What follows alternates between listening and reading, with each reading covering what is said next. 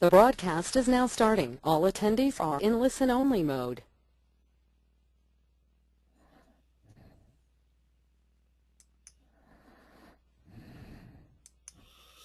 Good afternoon, everyone, and welcome to the PAS DBA virtual chapter meeting.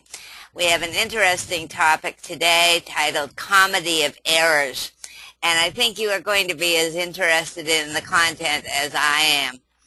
I'm Sharon Dooley, and I'll be moderating the session today, and I'd like to thank our sponsor, Dell Software. The money they give us is what makes it possible for us to buy the $50 Amazon gift cards we can raffle off in each of these meetings. I'd like to remind you about SQL Saturday. There's one near you somewhere. I spent all day Saturday at the Philadelphia SQL Saturday and had a great time. They're free training events that we had 7 tracks and 6 sessions in each track, and depending on who's hosting it, you may be asked to pay $10 for lunch, but the rest of it is entirely free. So I've listed some of the near-term ones, both in North America and abroad, and if where you live isn't listed, go to www.sqlsaturday.com to find an event near you. Summit is coming November 4th through 7th. It's in Seattle. I don't have any discount codes yet for the virtual chapter, but they'll be coming. In the meantime, there are still discounted registrations available. Just go to sqlpass.org and click on the link for Summit and sign yourself up. It's going to be a great event. 3 days of your brain is going to be tired at the end of it. I assure you. They'll start with a welcome reception, and there's usually a party. I haven't really looked at the schedule, but there's usually a pretty cool party. And we'll be in Seattle, so we'll have hundreds of Microsoft folks gathering with us. Here are some upcoming virtual chapter meetings, and if they're of interest to you, you can go to your dashboard, go to your SQL Pass account and sign up for the various other virtual chapters. And there are lots of them. Okay. And we get more virtual chapters every month. Okay. Back in the day, there were 3, BI, DBA, and application development. Now look at the list.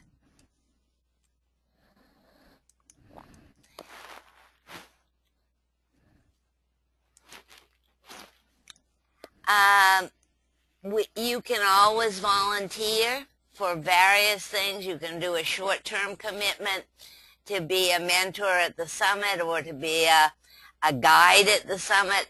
You can do long-term commitment where you work for a virtual chapter or a regional chapter on a regular basis. There is an outstanding volunteer award given monthly, and you get to nominate them. This is a peer-to-peer nomination. It's not something that the board of directors comes down and says this person should be the volunteer of the month. It's people like you who want to recognize somebody who's doing a volunteer job. Presumably you're all members of PAS since you've got the information about this meeting, but if you're not, go to PAS and register, and participate in all of our varied educational events. And now I want to introduce our presenter, Andrew Wedham. He's a consultant for Information Management Group, and he works with both transactional and analytical databases, and has modeled, designed, and developed database systems across a wide variety of industry sectors. And he's been a data architect, data modeler, and he's been working with SQL Server since SQL Server 7. And now I'm going to turn the meeting over to Andrew so that he can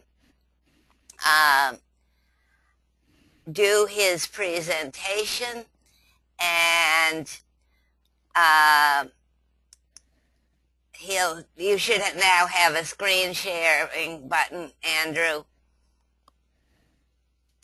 Oh, there you are. Oh, there. Good. Thank you very much, Sharon, and welcome everybody. Please excuse my English accent. I'm sure it's not what you're used to most of the time on these.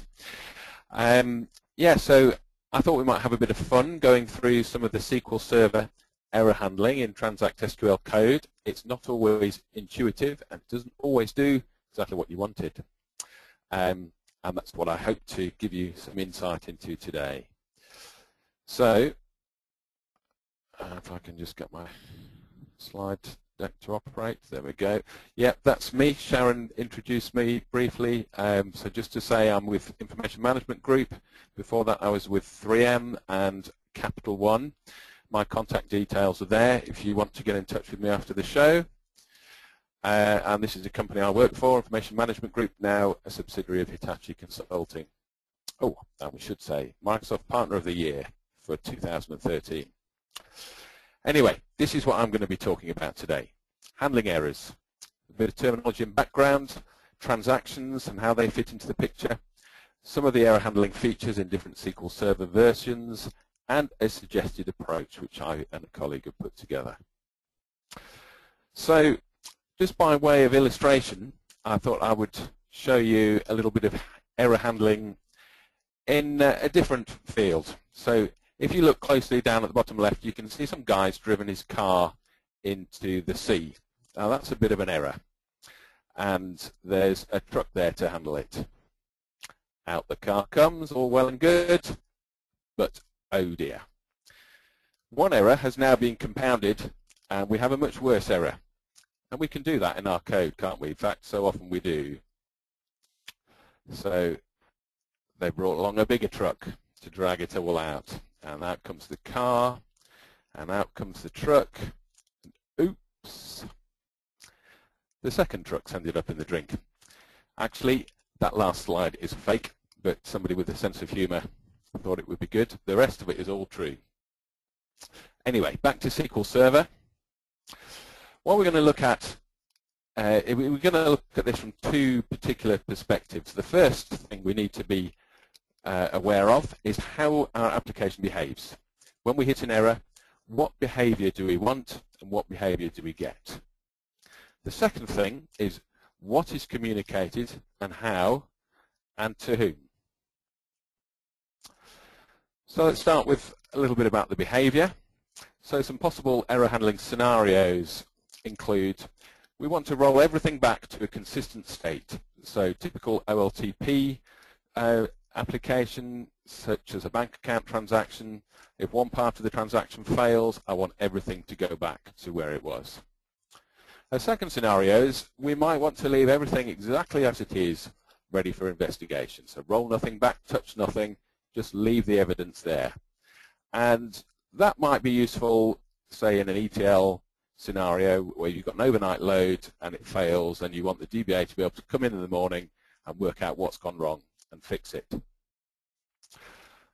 A third scenario is we might want to do something completely different, do some custom operations to allow our application to continue. And because it's custom, obviously I can't talk about what you might want to do in that scenario, but hopefully what I give you today will give you some insights into some of the things you could do. Now, what we communicate. Who is the message for? This is actually quite important. Is it for end users? Is it for IT support? For DBAs? For developers? If it's for end users, probably in 99 cases out of 100, we shouldn't be putting that in database code. If it's got to bubble up to application users, business users, then that should probably be handled in the application. But we need to be aware of that. IT support are often the first technical contact in many organizations and the first people to see a message and decide what to do with it, therefore. So maybe we need to give them some thought. What does each of these people need to know? Well, if it's an end user message, they need to know what they can do to fix it or call IT support. So if they've put in an email address without an @ sign, then they need to know that. IT support need to know something about what's the cause. And ideally we want them to investigate things like network, DNS, SMTP, server errors before calling the DBA up at 2 in the morning, not afterwards. If it gets as far as the DBAs and developers, we tend to want to know exactly what's happened. Lots of detail, the names of the modules, location in the code, etc., etc.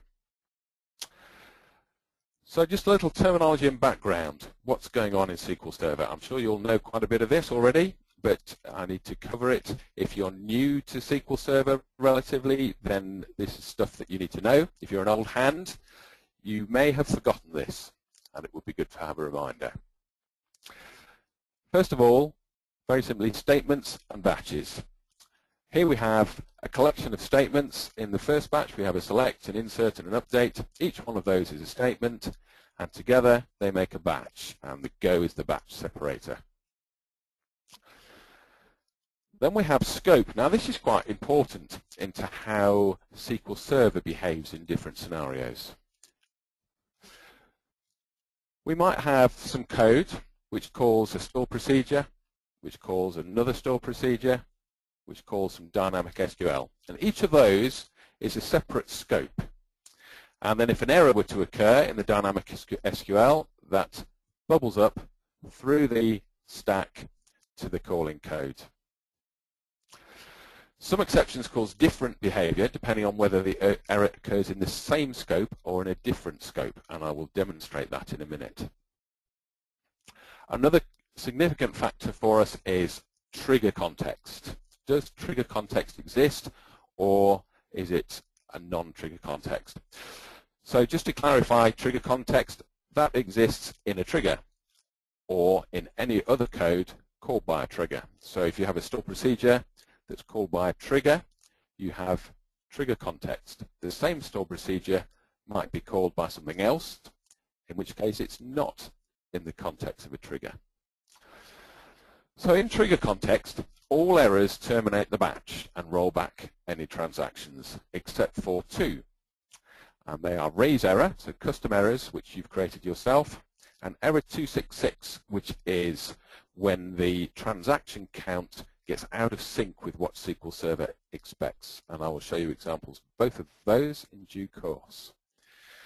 Outside trigger context, behaviors are as I'm going to show you in the next slides. SQL Server gives us a number of different exception levels. First of all, we have statement level exceptions. So if I run a statement which errors and raises a statement level exception, that statement will fail and return an error message. The next statement will continue. Next, we have batch level errors. So these will terminate the batch. So everything in the batch of SQL statements will fail, will not run. So the error will occur that any following statements in the same batch will not run, but the next batch will run. However, within that, there are a number of different scenarios, which I'll come to in a second, because I just want to mention connection level exceptions and server level exceptions. So these are more serious, and as we go down in this slide, getting to server level exceptions, these would be things like hardware failure, things that cause SQL Server just to fail to operate. So going back to the batch level, Batch level exceptions can behave in a number of different ways depending on scope, which is why I mentioned it in the previous slide. And we have three different types of behavior. We have parsing exceptions, scope resolution exceptions, and the rest. And I will show you some of those in due course. In fact, I'm going to show them to you now. So we go to SQL Server, and here I have some code which raises some exceptions. So the first one raises a statement level error, and we've got a cast statement where we've got a statement immediately afterwards which is a print me and a select some text. So if I run this code, I get an arithmetic overflow error because I've tried to insert a value into, tried to convert a value to tinyInt, and it's too big for tinyInt.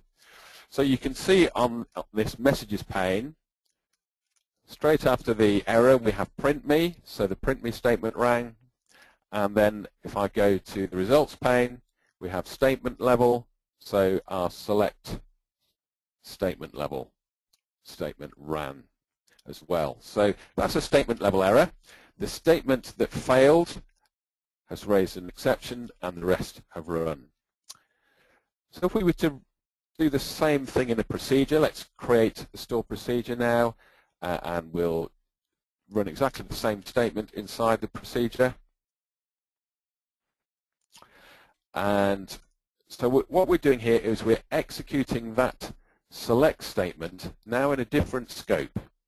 So we were running it in the same scope at the top here, so all these statements are in the same scope, and now we're going to run the select cast 1, 2, 3, 4 as tinyInt inside the scope of the store procedure, and these other two statements will run in a different scope. So if we run that, we get the same results. So that's just to explain really what a little bit about scopes, a little demonstration. So here we've got a batch level exception, and here we're casting a text string to tinyInt. So very similar to the previous error really, except it will get a different behavior from SQL Server. Let me go back to my code.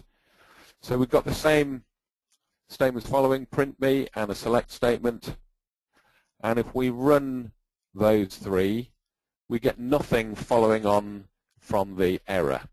And if we look at the results pane, there is nothing. So our batch statement error has failed the whole batch. If we were to do that with two separate batches, so we've got to go after the statement that's going to error, then we get the print me and we get the select statement. So statement level error just causes the one statement to fail, a batch level error causes the whole batch to fail, but a subsequent batch will work. Let's do the same thing. We'll create a store procedure, and what have I done? I've done something silly there. That's worked that time. And run that in a different scope, and we get exactly the same result. So what's good about that, you say?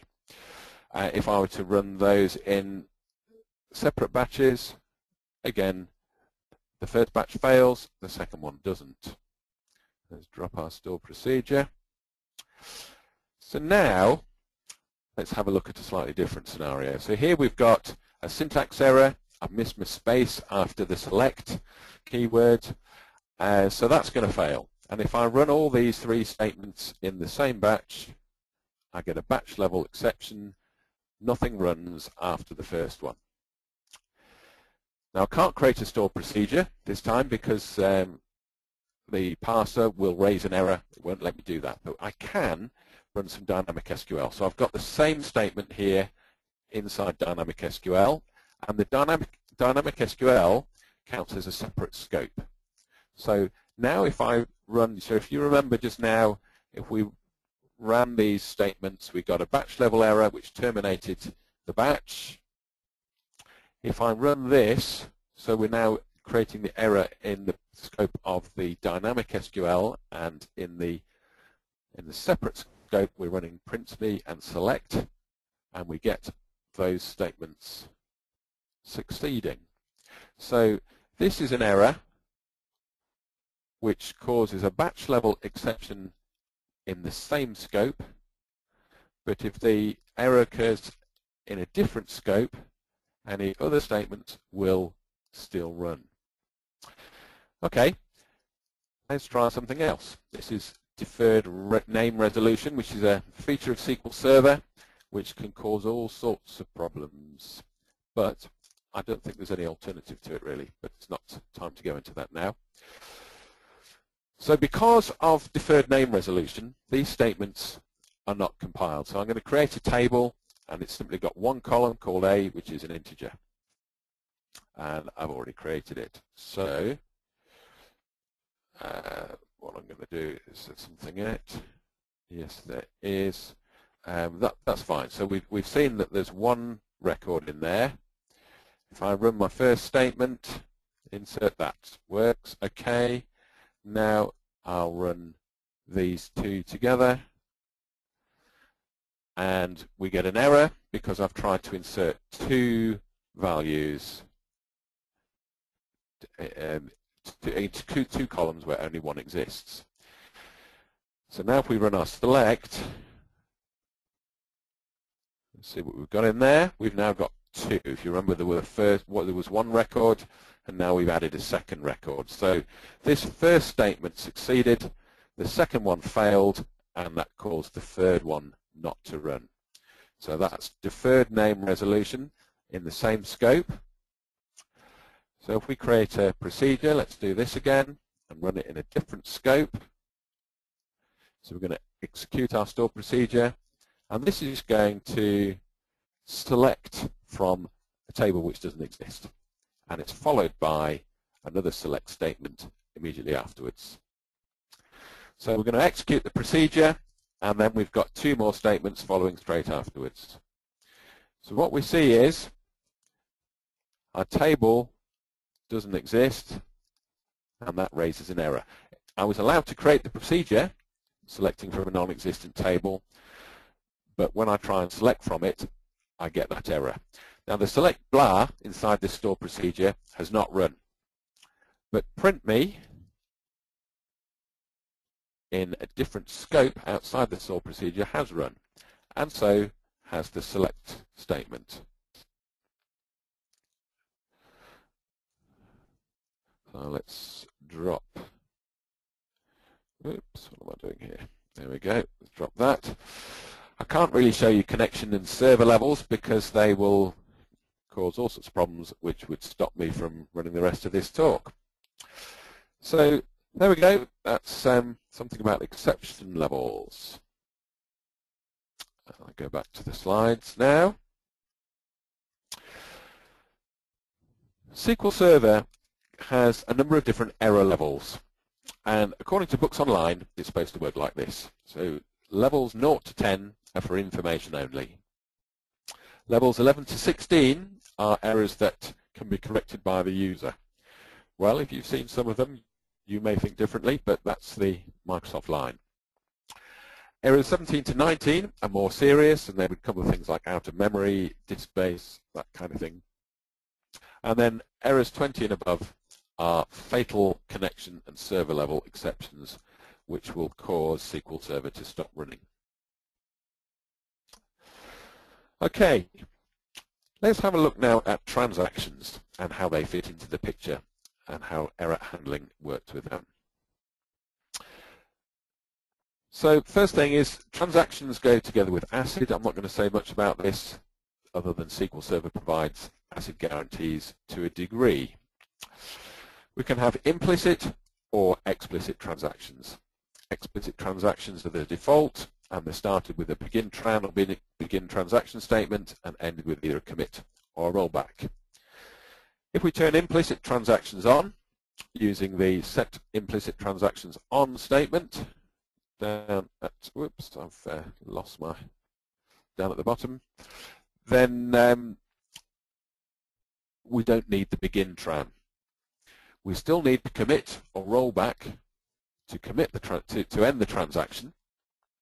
So the implicit transactions turns the behavior into a similar kind of behavior to the Oracle default behavior. It may be useful for your scenario. On the other hand, what can also happen is you can forget you're in a transaction and forget to commit it. And I've done that in the past. Walked away thinking I've done something, done some work, come back the next day and found that I forgot to press commit and it wasn't there. So just a little bit about begin trans statement. It marks the logically consistent point to be the start of the transaction. Significantly for us, it increments the transaction count by 1. There are a number of options. We can have a name, which can be useful if you're using save points, but I'm not sure of that many uses other than that. Quite a useful feature is to be able to specify with mark. So what you can do here is say with mark, and you have to provide a name for that, and the transaction's marked in the log, and you can restore back to that point if you want to. Another option is the with no wait. I didn't have room on the slide for that. So if you've got a transaction which takes you an hour or two to roll back, you won't get the error messages until the rollback is completed. But if you were to specify with no wait, then you'd get the error messages straight away. Transactions can be nested, so we can have a similar scenario to the different scopes we had before. So we might have calling code, which opens a transaction, and that sets the transaction count to 1. That calls an outer store procedure with another transaction, and that sets the transaction count to 2.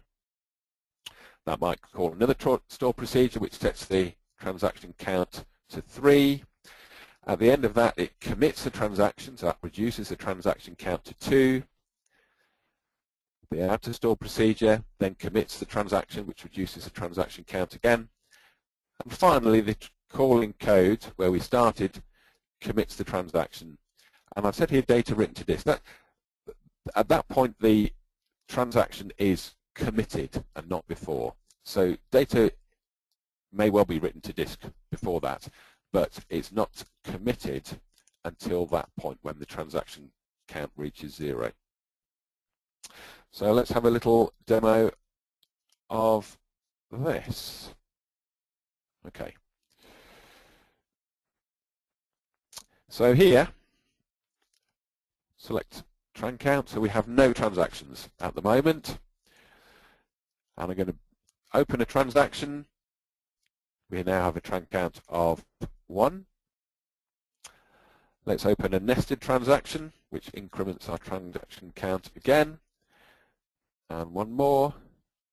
And now if we issue a commit statement and get the tran count, you see that's gone down to 2. Let's do that once more. It's down to 1. Finally, and only there is the transaction committed to the database. Okay, let's look at rollback. So this time I'm going to run the begin trans statement 10 times by using the integer, the count integer after go. So that tells me it's completed 10 times, and if I check the tran count, I expect to see 10 now. And that's good. Now if I roll back, how many will the tran count be? Well, rollback, whatever the tran count is, rollback sets it right back to 0 every time. How many times have you seen code like this written in store procedures and other places? So long as the tran count is greater than 0, rollback. Well, that will run grand total of 1 times. Why did we not get? Oh, because I know. So let's increment that again. So now we've got a tran count of 10. Yeah. So if we run our while loop,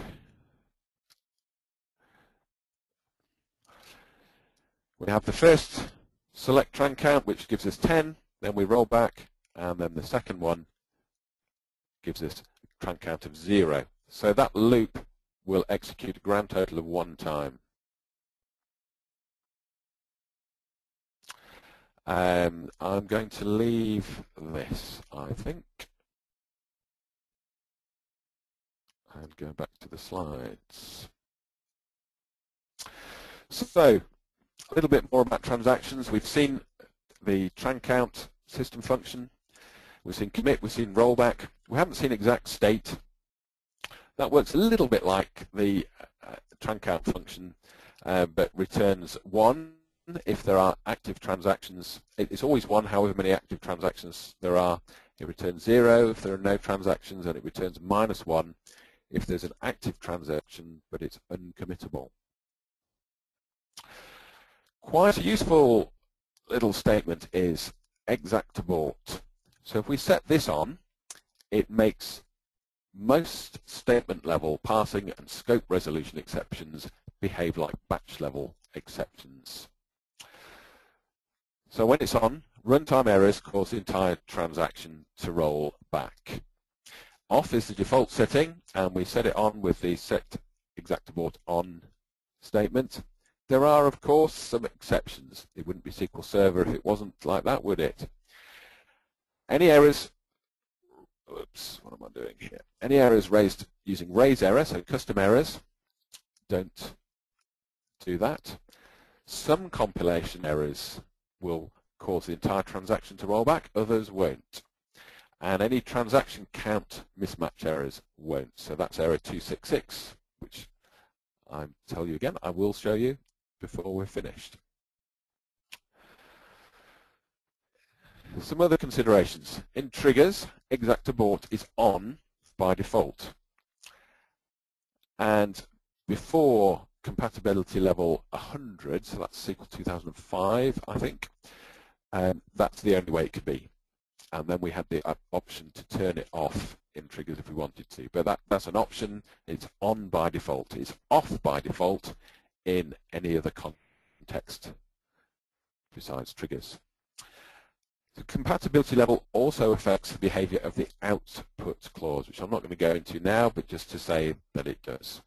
And the setting is set at runtime, not at parse time. So let's have a quick look at exact-abort. Let's close that one down. So we create a table. This might already exist. No, it doesn't. And we're going to set it off. It's off anyway, but I'm just going to run that. And what I'm going to do here is run a little block of code. So first of all, we print some stuff, and then we're going to print some more, and then we're going to insert value null into our table, my column, which is not null table. So that will raise an error, and then we're going to print something, and then we're going to do this same thing again and print again. So if we run that,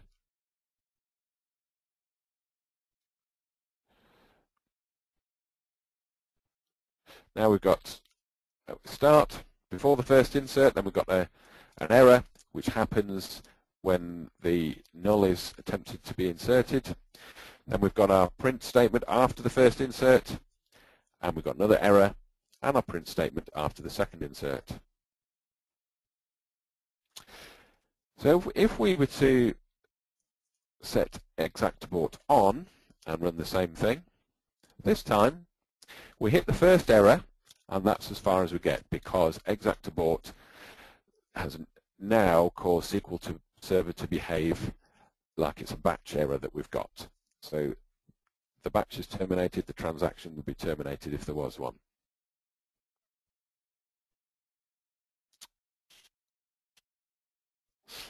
If we were to do the same thing in a trigger, so we've got a trigger here, which it's an insert trigger, and it's going to try and do the same thing. It's going to insert null into a not null column.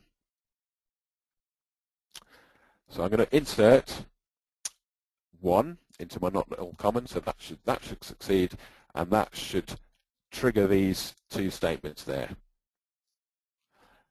And lo and behold, we get an error. Statement is terminated. So if we do a select, there's nothing in there. So even though that statement should have succeeded, the trigger caused everything to be rolled back. And we can, oh, there's nothing to truncate. I'm not quite sure why I did that. There we go. So exact abort does affect how deferred name resolution exceptions behave. So I've already created that procedure in the past. So here we've got a print statement, an insert, same trick, inserting null into a not null column, and another print statement. So we're going to execute our procedure, then have another print statement, and another insert, and another print. So if we've got exec abort off, we get a couple of prints and 2 errors. Let's set it on. And now we only get the first error and everything else stops after that. So that's exact abort. The parse errors behave in a very similar way. There we go with exact abort off. Parse error causes a statement level exception. If we set it on, we still get that. So in this case, exact abort doesn't change the behavior. Now I said I'd show you error 266. So what we're going to do here is create a procedure, and we've got a TryCatch block, and inside that we get our transaction count, and we're going to use exact state as well. Then we open a transaction, and using throw, SQL Server 2012 syntax, we throw an error. And then in the catch block, we're going to get our tran count. We're going to roll back. That will set the tran count back to 0, of course, and get the tran count again. So let's create this. It's already there. I'll drop it and recreate it. And now, let's see what we get. So with exact abort off, we open a transaction, get our tran count, execute the store procedure, get our tran count, do an insert, which will fail. Okay, so we've got some rows affected there, an error, and another error. And if we look at the counts, we see transaction count 1, 2, then back to 0. That's when it hit the rollback. And if we check in the messages, here's error 266. So the transaction count after execute indicates a mismatching number of begin and commit statements. Previous count 1, current count 0. So what's happened there? We've opened a transaction, so we now have a tran count of 1. We've executed a store procedure, which opens another transaction, so that's a tran count of 2. We throw an error, which transfers control to the catch block, and we roll back, which sets the transaction count to 0. But in this context, in this scope here, it doesn't know anything about that in a rollback. It's still expecting a tran count of at least 1. And that's how we get error 266.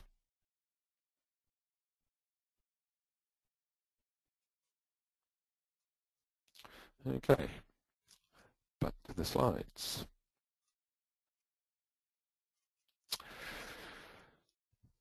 All messages are stored in the sys messages table, all the system messages and any custom messages that you create using sp_add message. So the message ID must be an integer between 50,001 and the number which is the maximum for an integer. Okay, now I'm going to show briefly some different features of the different versions of SQL Server. SQL Server 2000 gave us these error handling features: @error and @row count, return, so you could have a return value for a stored procedure, raise error, and format message, which was a function that wasn't used very much and suddenly came into its own in SQL 2012 when throw was introduced. But format message was there before. So these two both return a value for the previous statement.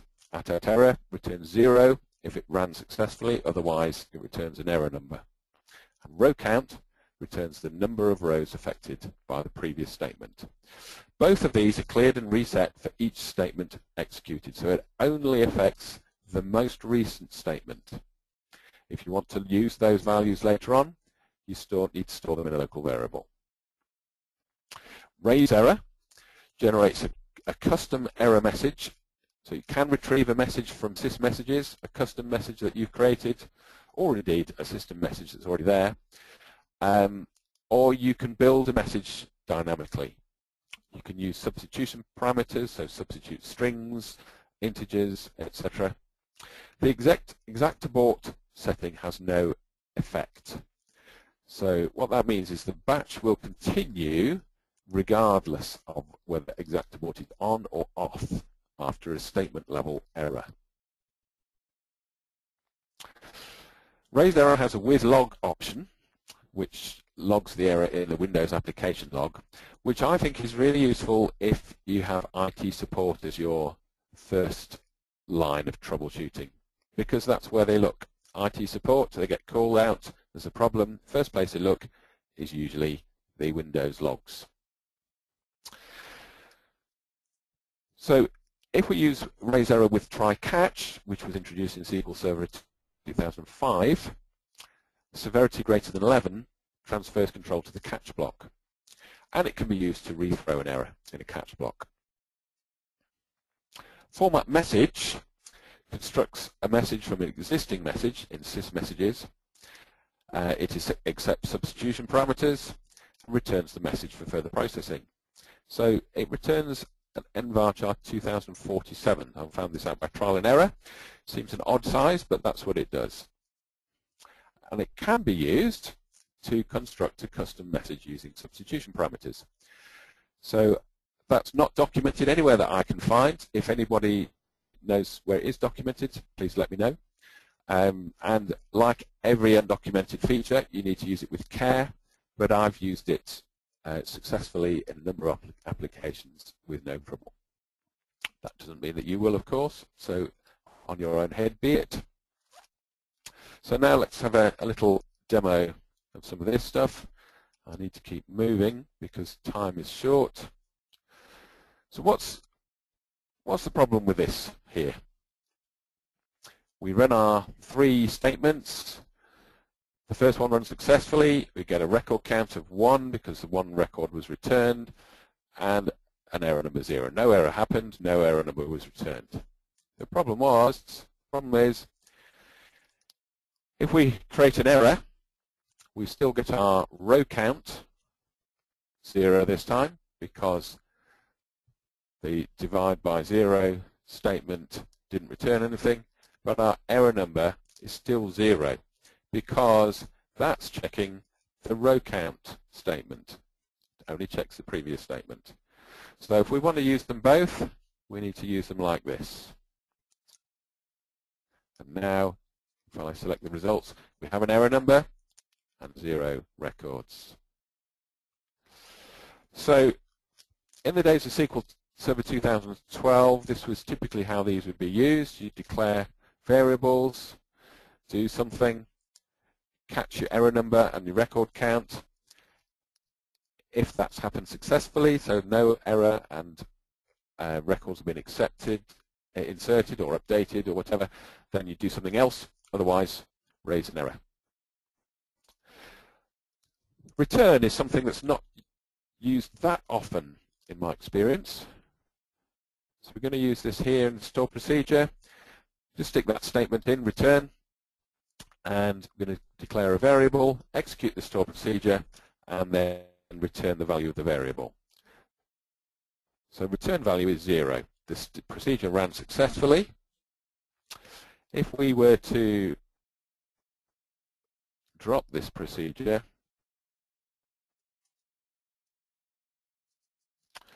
and create it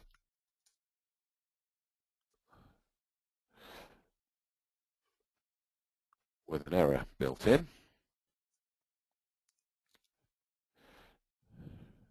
we get an error, and return value is -6, which indicates an error. Not just -6, but any negative number. You can give it your own number, so if you wanted to do that, you could do that. If you want to put in a number there. Here's an example for format message. So we're going to select this message from sys messages. I've picked this fairly at random. It's got a couple of substitution parameters, and I'm going to use format message to substitute my column and my table for the substitution parameters. This time, let's construct it dynamically. So this is undocumented use. So we're going to declare some variables, set values for 2 of them, and then set the value for the message using format message with substitution parameters.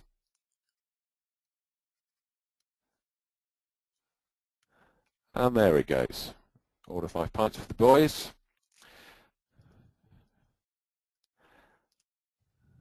That's the SQL Server 2000 error handling. SQL Server 2005 introduced TryCatch, which was perhaps the biggest step forward that we've had in terms of error handling. Works the same way as TryCatch in .NET. If an error occurs in the try block, control is passed to the catch block. And we've seen some examples of that, so I'm not going to show you any more. It also introduced all these error functions, the error number, the error severity, state, procedure, line, and message. They're not without their problems. They don't consistently return the information that you might expect. But I don't have time to go into that now, but just I do want to flag up a warning there. SQL Server 2012 introduced throw, which was another big step forward. And we've seen an example of this, so again, I'm not going to show another example. But this raises an exception and causes the batch to be ended. Books Online says it's on as exact abort, but my investigation suggests that it behaves the same way, regardless, that whatever the exact abort setting, throw just ends the batch. Whereas raise error, whatever the exact abort setting, raise error didn't end the batch. That's below a certain exception level. So with throw, the preceding statement must be terminated by semicolon. So there's a growing number of things that require that. So semicolons need to become the default in our code, I think.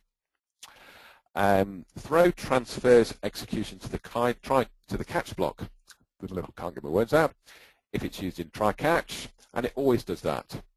It can be used in a catch block without parameters, but outside a catch block it must have parameters, error number, message, and state.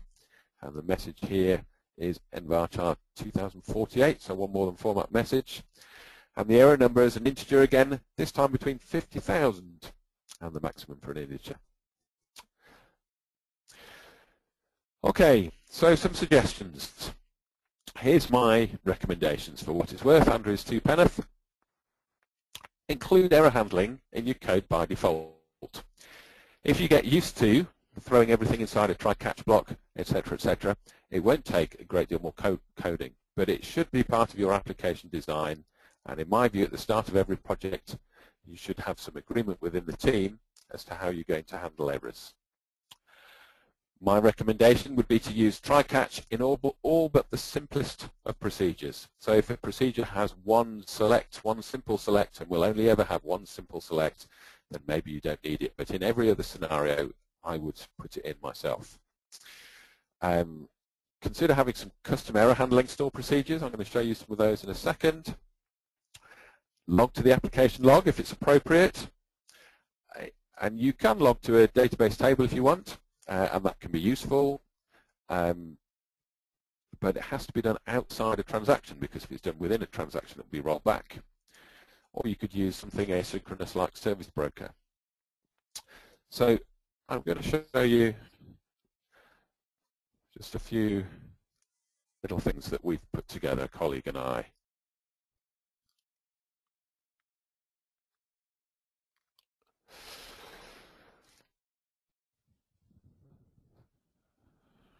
So what we have here is an error handling store procedure.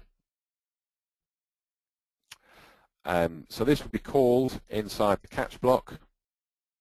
I wonder if I've got an example here. Yes. So here we've got a store procedure which actually executes some dynamic SQL. We set exact abort on, no count on, open a try block, and then we do some stuff. And we've got catch block, which has got an error handler there, and a return statement at the end. So that's the error handler that sits, actually it's not that one, that was a dynamic SQL error handler, but this is your standard error handler. So what it does is it gets all the error details here using those error functions. Just checks here if the error is one of these which relates to raise error, format message, or throw, because that can give you misleading information. Otherwise, what I'm going to do is stick 3 asterisks at the start of my error message, because I don't want the same message returned lots of times. So if it's already in the if it's already been thrown and we're simply allowing it to bubble up the stack, we don't want to add the same message to itself. So that's why I do this. And I got this from the web, and I think it's Adam Mechanic who had that idea of putting those 3 asterisks, so I want to give him credit. And then we're using throw in the catch block to throw the error message. What we're doing is dynamic SQL, is we've got just a slightly different error handler, which turns us a message to say there's some dynamic SQL problems. Otherwise pretty similar. It's laid out slightly differently, but the functionality is the same really. It checks the length of the code just to see that it can fit in the buffer space. And something which we've found quite useful is this. So when we have dynamic SQL, this is my colleague Andrew Ketley and myself, and we both work for Information Management Group. So where we've got some dynamic SQL, let's take this statement here. We'll use this function to wrap it in begin try, begin catch. So we do some stuff there and then wrap it in a begin try, end try, begin catch, and call the dynamic SQL error handler. And what I've found is that this gives it a more consistent set of error messages from dynamic SQL. So sometimes it can be really pretty uninformative what you get back, and this seems to help a bit. So using all this in combination, so what have I done here? Oh, that's what I've done. I just need to run that. Okay, and I need to run this.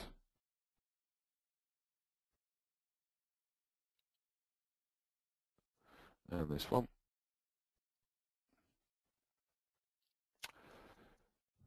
So I should be able to run some code here. So here we're declaring some variables. and one of those is a dynamic SQL statement. We're populating this variable, so that dynamic SQL goes into the @SQL variable. Then we call the wrapper and wrap the @SQL variable in that begin try, and then put in there and then execute everything. So this is what we get back. So that was our original statement. Select at C equals count staff and sys objects. We can handle some parameters, and then this is the statement that we've actually run. So we've wrapped it in a begin try. I'm not seeing exactly what I expected to see there, so I don't think this is actually perfect, but that gives you an idea. So this time, let's do the same thing, but this time I've got an error. I've got a syntax error is going to creep in there, so an extra W has found its way in, and we get this error. So it clearly tells us dynamic SQL, and it's got all that other information, including the code that's failed, and I can see straight away what the problem is then. So I hope that's been helpful. I've come to the end of my talk.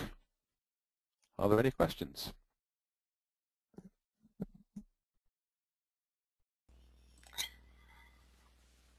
I answered a couple about the slides and the recording. Edward Jones says, it's not a question, but it says, great presentation and content. Always thankful for all involved. Look forward to incorporating the error code in my future projects. Excellent. Great presentation. From Sunil D'Souza. So I think you've got a winner. If you'll send me your scripts and your PowerPoints, I'll put them up with the recording. Lauren would like to know, do you recommend TryCatch blocks for nested transactions? Yes, I do, certainly. The downside of that is that unless you do something like I showed you at the end with the 3 asterisks, you'll end up with the same error message being added to itself as it comes back up the nest. So you then, if you've got 4 nested transactions and an error happens in the inner one, or 4 nested store procedures, and the error happens in the inner one, then you'll get the same message 3 or 4 times, depending on exactly what the error is. So that's why I use that thing with the 3 asterisks, so we don't get the same message returned over and over again. But otherwise, I would definitely recommend using TryCatch in that scenario. And I will get the scripts from Andrew, and they will be with the recording on the meeting archives page at dba.sqlpass.org. And if there are no more questions, there's just one last thing. Well, 2 last things. One, please join us on June 25th at noon Eastern, when we'll be having another presentation, and the topic has gotten out of my head at the moment. Check the website. And our raffle winner today is Alvaro Costa. alvaro.costa@hklaw.com, and you'll be notified of how to claim your gift certificate. Thank you all for coming. It's great to have you all here, and I hope to see you at another one of our meetings. I'm going to end the meeting now. Thanks. Bye-bye. Have a great rest of the day.